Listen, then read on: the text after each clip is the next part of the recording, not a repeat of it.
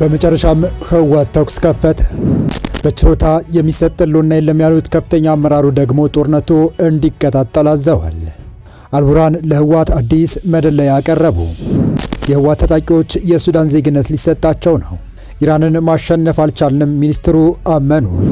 የአሜሪካ ጦር ጉድ ወጣ። ትራምፕ ተበሳጩ። አዲስ የበቀል እርምጃ እንዲወሰድ ታዘዘ። ክረምቱ ሳይወጣ ጦርነት ለመክፈት ከፍተኛ ጥድፊያ ውስጥ የሚገኘው ህወሓት ጦሩን ወደ ግንባር ሲያስጠጋ ቆይቶ በመጨረሻም ተኩስ መክፈቱ ተነግሯል። በሰሞነኛው ከፍተኛ የህወሓት የጦርነት ቅስቀሳ ውስጥ ስማቸው ከፊት የሚነሱት ጀነራል ደግሞ በችሮታ የሚሰጥ ህልውና የለም ብለው ጦርነቱ እንዲቀጣጠል አዘዋል። እንመለስበታለን። በሌላ መረጃችን ደግሞ ከሱዳን ጦር መሪ አልቡርሃን ጋር ጸምዶ የመሰረተው ህወሓት ከሱዳን አዲስ መደለያ ቀርቦለታል። ይህ መደለያ ደግሞ ጦሩን በሱዳን ጦርነት እያሳተፈ ለሚገኘው የህወሓት ጦር ዜግነት መስጠት እንደሆነ ተገልጿል። ይህንንና የአሜሪካው ከፍተኛ ሚኒስትር ኢራንን ማሸነፍ አልቻልንም ሲሉ ትራምፕ ደግሞ በብስጭት አዲስ የበቀል እርምጃ እንዲወሰድ ስለማዛቸው አክለን ይዘን ቀርበናል። ሰላም ውድ የሉ ዴይሊ ቤተሰቦች እንደምን አላችሁ? ቻናሉን ሰብስክራይብ፣ ላይክ፣ ሼር ያደረጋችሁ እስከ መረጃዎቻችን ፍጻሜ አብራችሁን ቆዩ። የተፈራው አደገኛ ጦርነት እየመጣ ነው። በመጨረሻም የህወሓት ኃይል በራያ ግንባር ተኩስ መክፈቱን የጀርመኑ ድምጽ ራዲዮ ዶች ቬለ ዘግቧል። ቡድኑ ከሰሞኑ በራያ ግዙፍ ወታደራዊ ኃይል ሲያሰባስብ እንደነበረ መዘገባችን ይታወሳል። እንደ ዶች ቬለ ዘገባ ከሆነ በትላንትናው ዕለት በዚህ ግንባር ተኩስ እንደነበረና የተጎዱ ወታደሮች እንዳሉ የታወቀ ሲሆን የደቡባዊ ግንባሩን የሚመሩት ጀነራል ዮሐንስ ወልደ ጊዮርጊስ ወይም ጆን መዲድ ከአንድ ቀን በፊት ባላማጣ ተገኝተው የኃይል ስምሪት መስጠታቸውም አይዘነጋም። የጦርነት ዝግጅቱን አጠናቆ ኃይሉን ወደ ግንባር ያንቀሳቀሰው ህወሓት በራያ በኩል መተኮስ ጀምሯል። ከሰሞኑ በራያ በኩል የታየው እንቅስቃሴ የጦርነቱ አይቀሪነት በሚያረጋግጥ ሁኔታ የከባድ መሳሪያ ተኩስ መጀመሩ ተሰምቷል።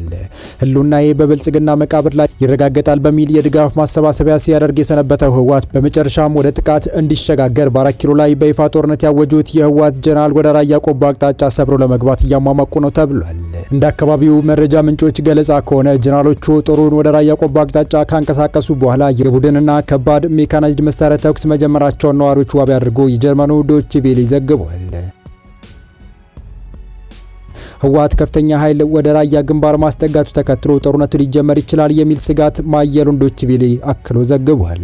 የአካባቢው ነዋሪዎች እንደሚሉት ከሆነ ከትናንት በስቲያ ጀምሮ በራያ አላማጣ አቅራቢያ የከባድ መሳሪያ ተኩስ ብዛት እየተሰማ ሲሆን በከባድ መሳሪያ ተኩስ የቆሰሉ ሰዎች መኖራቸውንና የተጎዱ ሰዎች ወደ አላማጣ ሆስፒታል መግባታቸውን አክለው ገልጸዋል። ይህ በእንዲህ እንዳለ የትግራይ ህዝብ ህልውና የሚረጋገጠው በአብይ አህመድ ጄኖሳይድ አገዛዝ መቃብር ብቻ መሆኑን የገለጹት የቡድኑ ከፍተኛ አመራር አቶ አማኑኤል አሰፋ ጦርነቱ ተባብሶ እንዲቀጥል የሚያሳስብ መልእክት አስተላልፈዋል። እንደ ህዝብ ከቶ አንጠፋም በሚል መሪ ሀሳብ በትግራይ ፖሊስ ኮሚሽን ተገኝተው መድረኩን የመሩት አቶ አማኑኤል አሰፋ የአብይ አህመድ ጄኖሳይዳዊ አገዛዝ በትግራይ ህዝብ ዘንድ የህልውና አደጋ በመሆኑ ህልውናችን መረጋገጥ የሚችለው በአገዛዙ መቃብር ነው ሲሉ ተናግረዋል። ጄኖሳይደሩ አገዛዝ ከትግራይ አልፎ ሀገራዊና ቀጠናዊ የሰላም መደፍረስና ያለመረጋጋት ጠንቅ እየሆነ መምጣቱን ያስረዱት የትግራይ ክልል ምክትል ፕሬዚዳንት አቶ አማኑኤል አሰፋ የፕሪቶሪያን ስምምነት ተከትሎ ተፈጥሮ የነበረው ሰላም የማስፈን ተስፋ እንዲጨናገፍ ስምምነቱ እንዳይተገበር ማፍረሱን አስታውሰዋል።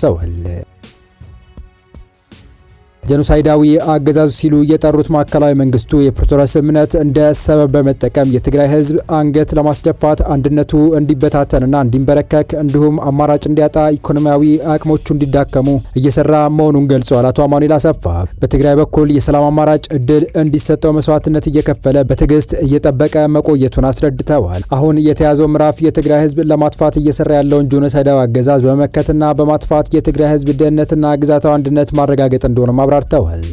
የትግራይ ህዝብ ህልውና የሚረጋገጠው ሌሎች አካላት በሚሰጡት ችሮታ አለመሆኑን ያስረዱት አቶ አማኑኤል የትግራይ ህዝብ ብሔራዊ ህልውና የሚረጋገጠው ውስጣዊ አቅማችንን በማደላደል እንዲሁም የህዝብ ዋስትና በማረጋገጥ ተግባራዊ እንደሚሆን ገልጸዋል።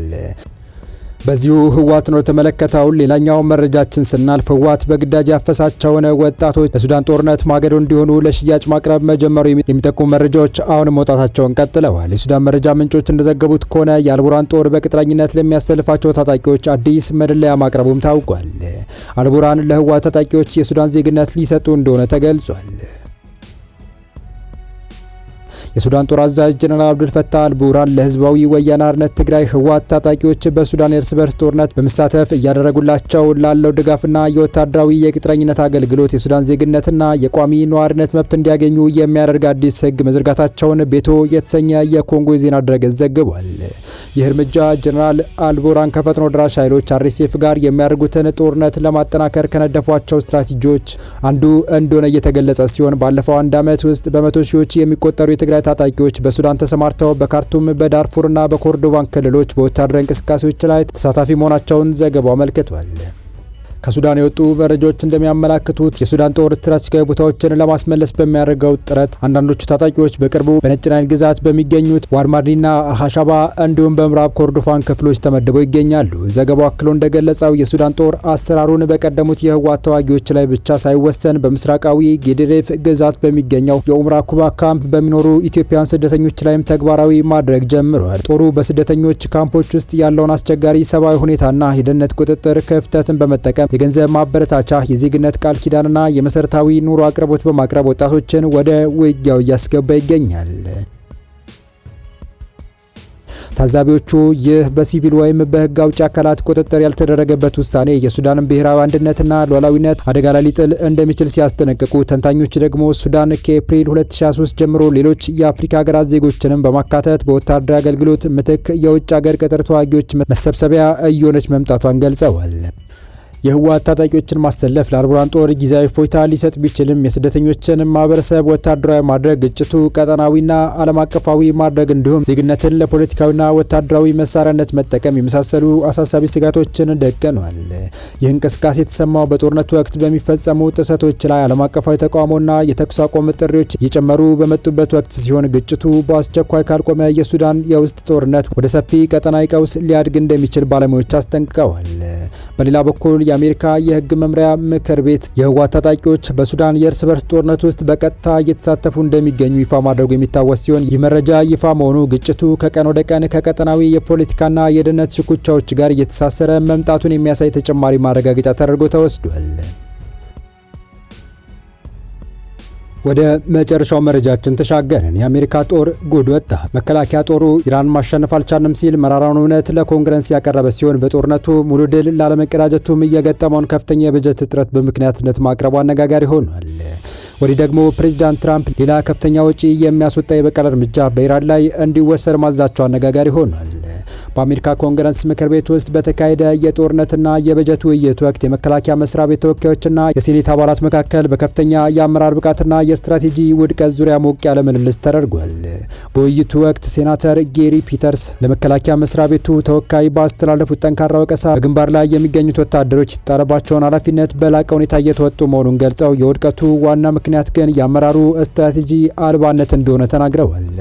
ሴናተሩ አክለውም የፖለቲካ አመራር አለን፣ ነገር ግን ጦርነቱን ማሸነፍ የሚያስችል ምንም አይነት የረጅም ጊዜ እቅድና ስትራቴጂ የላችሁም። በግንባር ላይ ያሉት ወታደሮችና ሴቶች ማሸነፍ ይችላሉ፣ ነገር ግን ብቁ አመራር ያስፈልጋቸዋል ሲሉ ተችተዋል። የመከላከያ መስሪያ ቤቱ ተወካዮች በበኩላቸው በእርግጥም አመራር አለን ሲሉ የተሰነዘረውን ወቀሳ ለማስተባበል የሞከሩ ቢሆንም ሴናተር ፒተርስ ግን ከዲሞክራቶች ጋር በመቆም ለሰራዊቱ በቂ በጀት እንዲመደብ በማድረግ ረገድ የአመራርነት ሚናቸው እንዲወጡ ጥሪ አቅርበዋል። የጦር ኃይሉ በከፍተኛ በጀት ቀውስ ውስጥ መሆኑን ቢገልጹም ፕሬዚዳንት ዶናልድ ትራምፕ ግን አሁንም ሌላ አነጋጋሪ መምሪያ መስጠታቸው የተሰማ ሲሆን በኢራን ላይ አዲስ የበቀል እርምጃ እንዲወሰድ ማዛቸው ተነግሯል። የአሜሪካው ፕሬዚዳንት ዶናልድ ትራምፕ ከፎክስ ኒውስ ጋር ባደረጉት ቃለ መጠይቅ በዮርዳኖስ በሚገኙ የአሜሪካ ኃይሎች ላይ የተቃጣውን ያልተጠበቀ የኢራን የባለስቲክ ሚሳኤል ጥቃት በመኮነን አሜሪካ እጅግ በኃይል የተሞላ ምላሽ እንደምትሰጥና ኢራንን አደብ እንደሚያስተምሯት አስታውቀዋል። ፕሬዚዳንቱ በሰጡት ጠንካራ መግለጫ የአሜሪካ አየር መከላከያ ኃይሎች የተኮሱት ሚሳኤሎች ለማክሸፍ የነበራቸው ጊዜ ጥቂት ደቂቃዎች ብቻ እንደነበረ ገልጸዋል። የጦር ኃይሎቹ በቅጽበት ባደረጉት ቅንጅት ሚሳኤሎችን ሙሉ በሙሉ አየር ላይ ማክሸፍ መቻላቸውን አድንቀዋል። በተጨማሪም ትራምፕ ሌሊቱን ከአሜሪካና ከሳውዲ አረቢያ ጋር በመቀናጀት በኢራቅ በሚገኙ የኢራን ድጋፍ በሚደረግላቸው የሺያ ታጣቂዎች ላይ የተፈጸመው የአየር ጥቃት ከኢራቅ መንግስት ጋር በሙሉ ስምምነት የተካሄደ መሆኑን ገልጸዋል። የተወደዳችሁ የቻናላችን ቤተሰቦች ለአሁኑ ለእናንተ ይመጥናሉ ታደምጧቸው ታተርፉባችኋላችሁ ብለን የመረጥንላችሁ ዕለታዊ መረጃዎቻችን እስካሁን ያዳመጣችኋቸው ነበሩ። በተመሳሳይ ሀገራዊና ቀጠናዊ ጉዳዮች እንዲሁም ዓለም አቀፋዊ የጂኦፖለቲካ ወታደራዊና አነጋጋሪ ክስተቶችን ለበለት ተከታትለን በትኩስ ይዘን እንደምንቀርብ እያሳወቅን የቻናሉ ቤተሰብ ካልሆናችሁ ሰብስክራይብ፣ ቪዲዮ ላይክ እና ሼር በማድረግ ተደራሽነታችን ታሰፉ ዘንድ አክብሮታዊ ግብዣችን ነው። አበቃን። ሰናይ ጊዜን ተመኘን።